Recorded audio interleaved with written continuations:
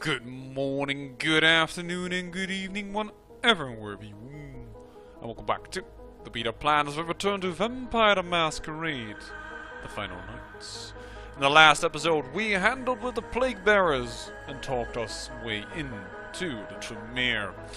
And we violated the Masquerade when we were hungry, and the lady said, "How could you do this? You are Bali, but I will solve your problem. Meet me in Santa Monica." So that's what we're about to do, but first... Oh, crap.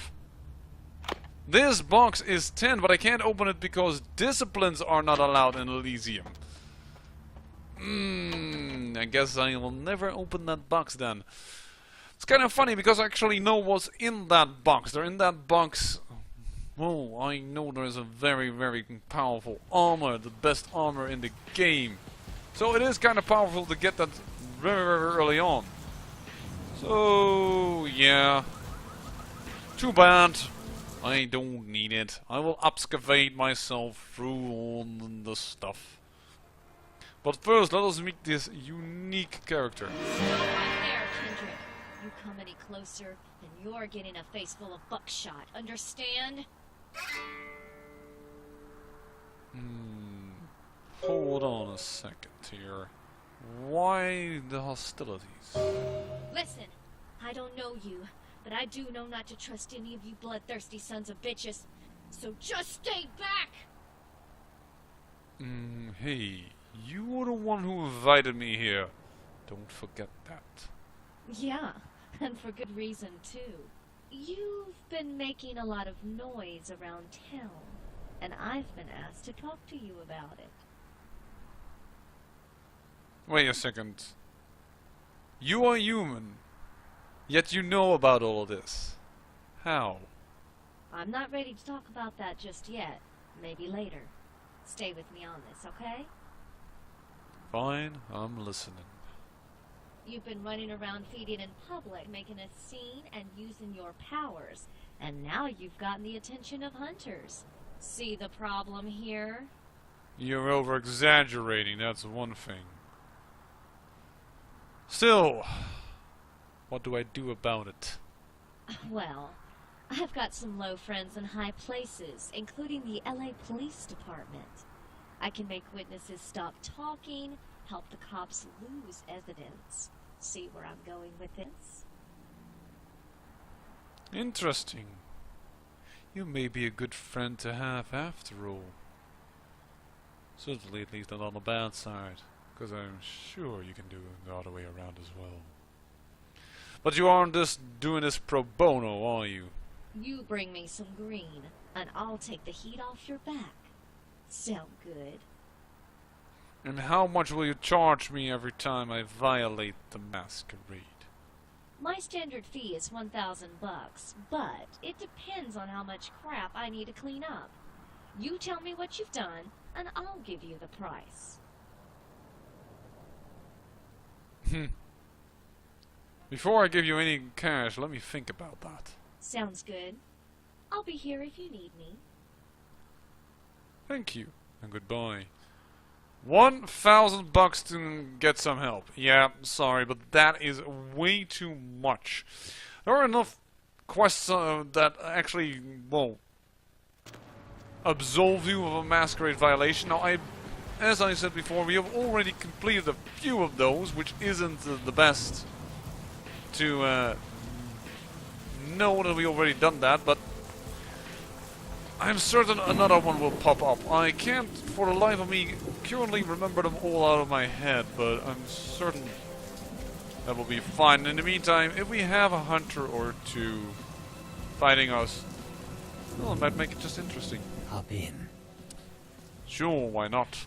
And we have to go one more time down to downtown, because I realized I didn't tell Damsel that I had done all my good deeds. So I am certain that she would love to hear about it. I'm taking the wrong route. Oh well. We'll do it. We'll walk around the place. Also, we might just want to talk to Heather. You know, it's been a while since we gave our little ghoul some attention.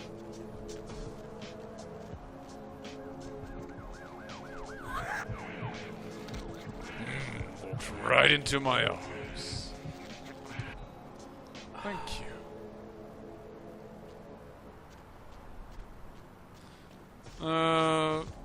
Not going. I was focusing on with Bloodbath, not really. Oh, sorry, with Rest for the Wicked, which isn't a very good idea because that definitely does violate the Masquerade.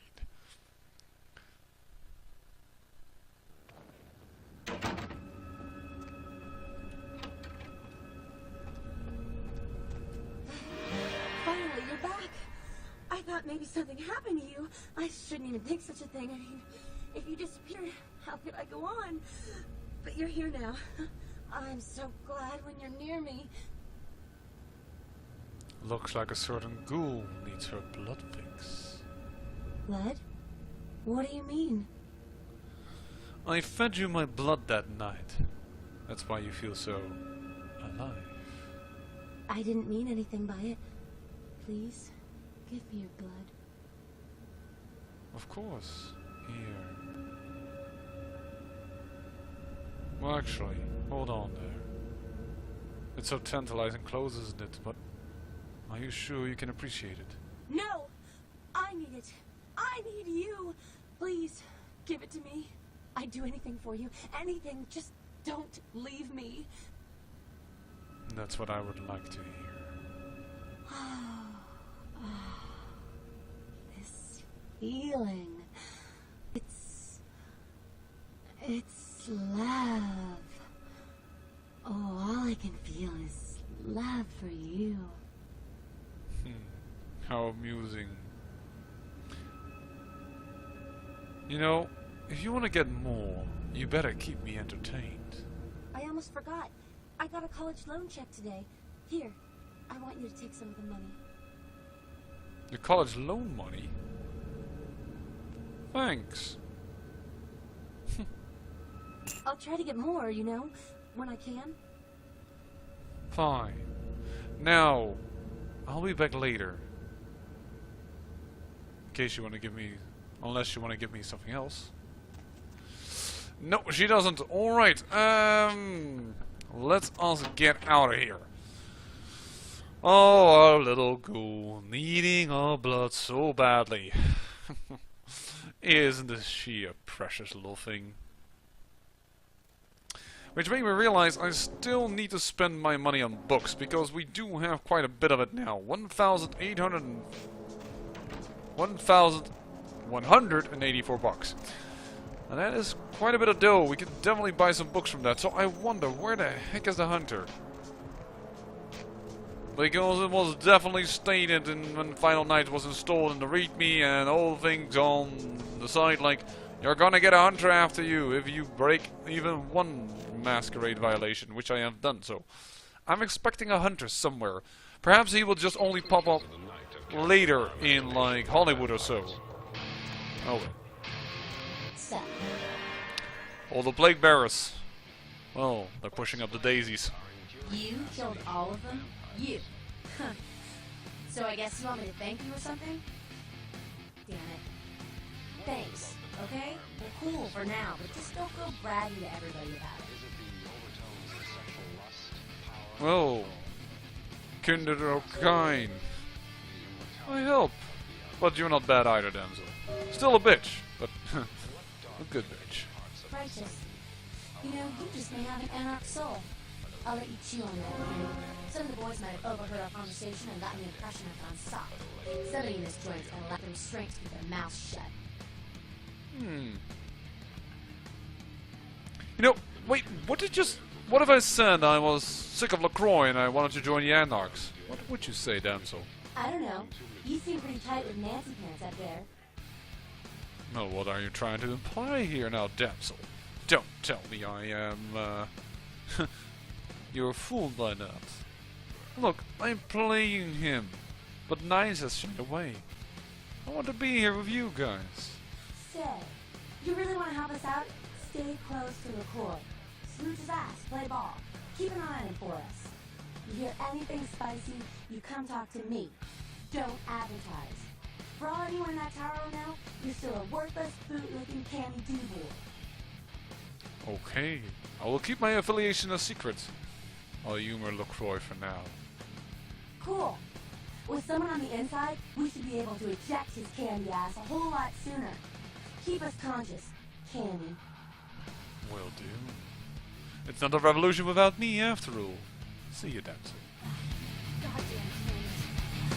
You guys are all the same. Yeah. And there actually already was our Masquerade redemption where I said, it's going to come somewhere. Why would I pay $1,000 for that? I know pretty well what I can or cannot do. Still, we met the lady, and only meeting her already gave us an experience point, so that is awesome in itself. So, we're starting to gain some experience again. We might actually want to consider going back again into this, or actually to scholarship. 9 points for scholarship. What do we still have? We have the Mud Hunt, and the Patron of the Arts, and the Occultist Personality. Yeah, more or less, the only thing we can do is actually go to the museum. Now, it may actually be so that we might want to violate the Masquerade once more and pay Sylvia Black, so that we can have an interaction with her and perhaps thereby get some experience. But that would be the most expensive experience that I've ever paid for. Nonetheless, I always think it's more than money, but on the other hand, that might be 1 experience points, and we have seen so many books. But yeah, we kind of need to raise scholarship in order to get persuasion higher, and get scholarship higher. So, time to head out. Trying to reach you. Going somewhere. Yes, away from here. To the museum!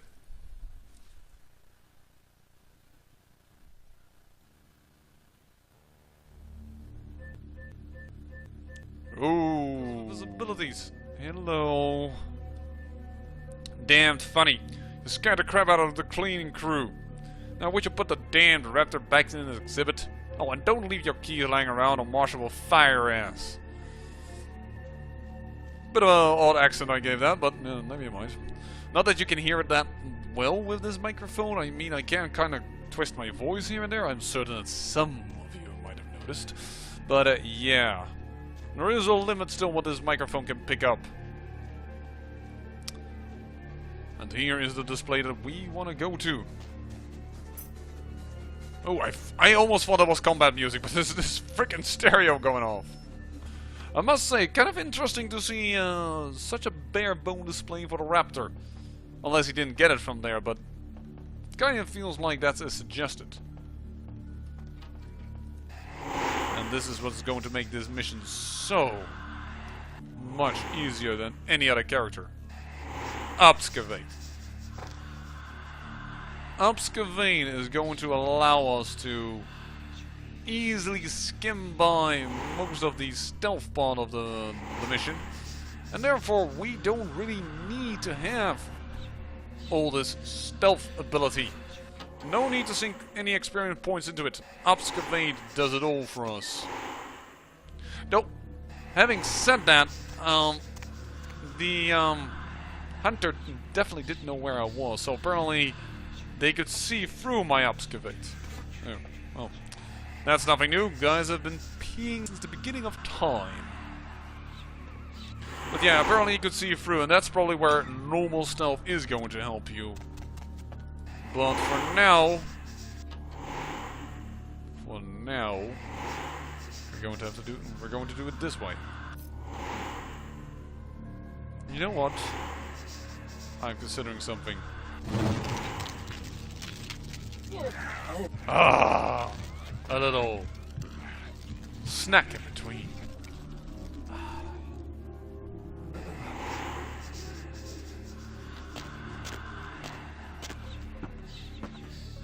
Interesting. Ooh. Apparently, really, walking into items is not the problem. Walking into people is the problem. Whoa, he got a little bit perturbed. It's like he saw a spider or a mice for people that have such phobias.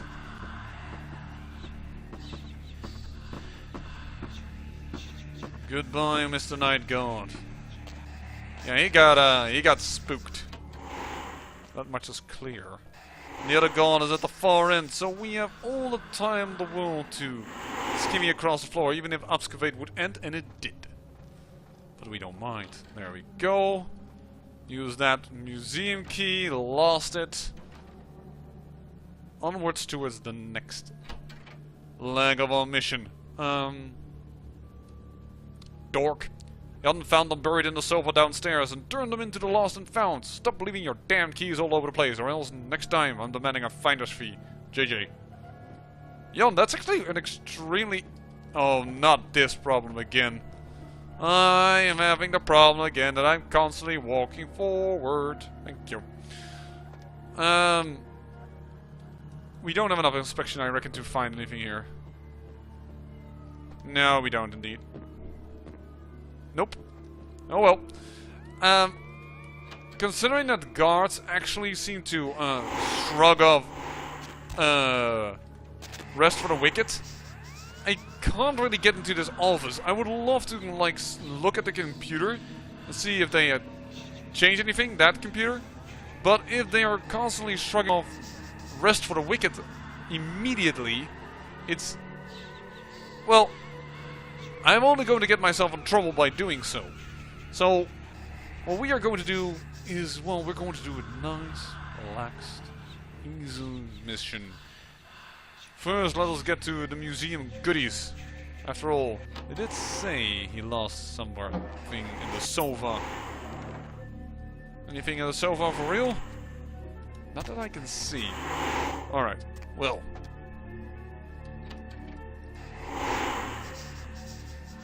There we go.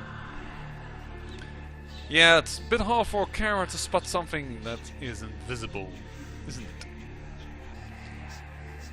Time to get into this office. Don't know what a guard is though.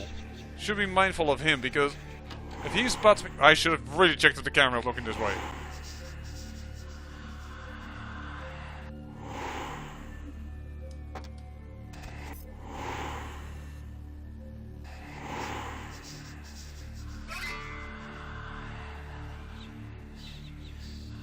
I'm actually trying to listen through the whispering dog voices that hide my countenance. Where the guard is at? Because if I go into this computer and my obscavate ends, and he's going to look through that window, we are going to be in big, deep doo-doo. And it need not be. Where the heck is he?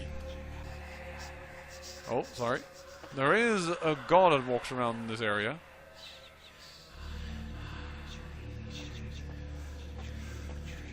There he is. Good.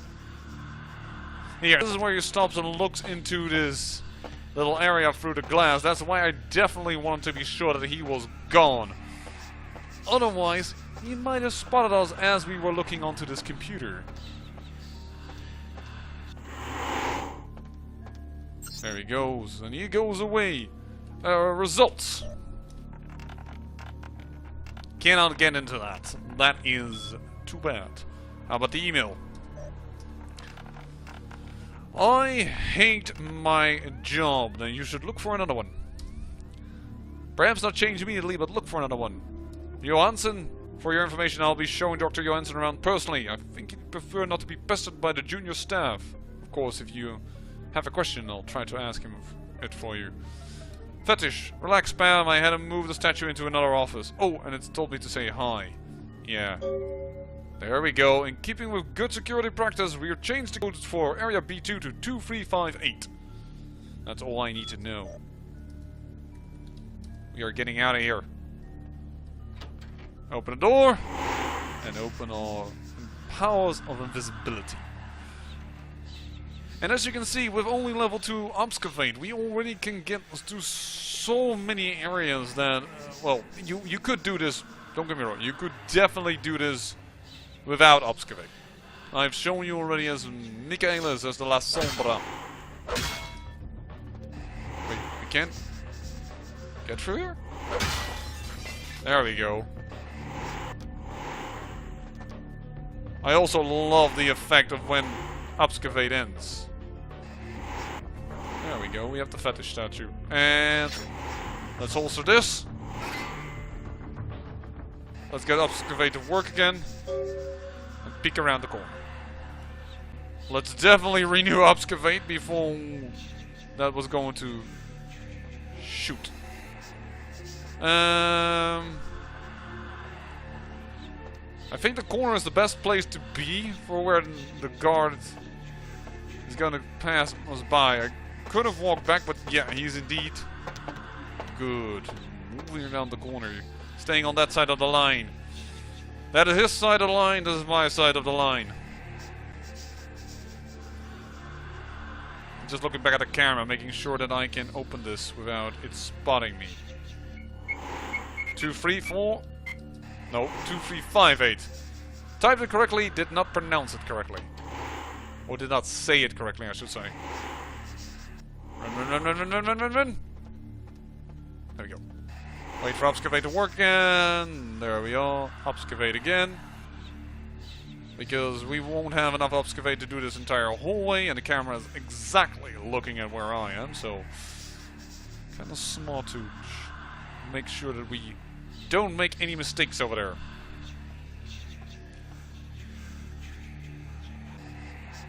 And that guy also should not spot us, so let's open the door from the side and close it.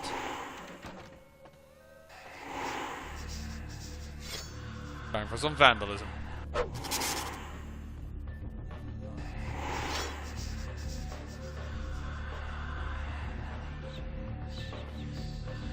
Should probably have been a little bit closer than that, what I did.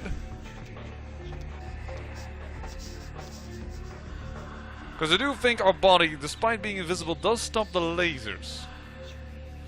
So we'll still have to time this. There we go. Nice and cleanly done. No deaths, and none the wiser. I doubt we have enough inspection to find anything in here. Yeah, we don't. Oh well. Time to find the current sarcophagus. What?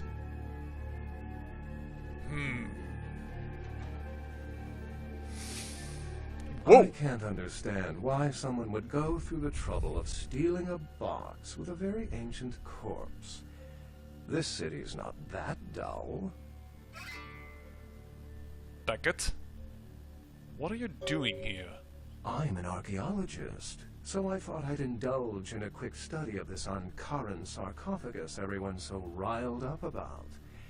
My guess, from what I've read about it, is that it's a mummified Mesopotamian king.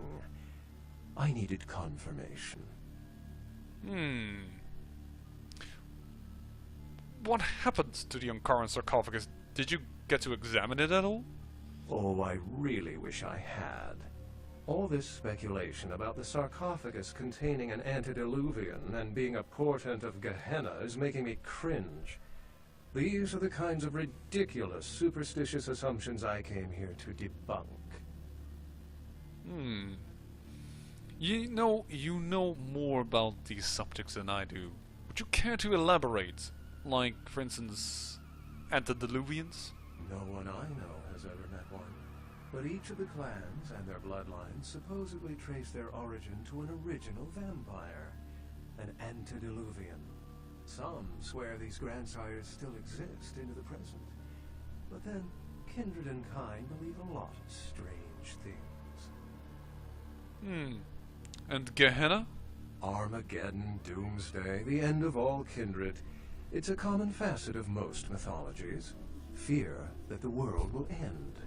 Many believe Cain and the antediluvians will return to consume or destroy all kindred. I wholeheartedly disagree.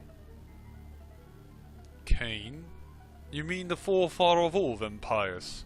Cain is the biblical first kindred and founder of the mythological first city, Enoch, a place where kindred and kind coexisted. I believe Cain's a figure concocted to personify the transition from nomadic society to agrarian society.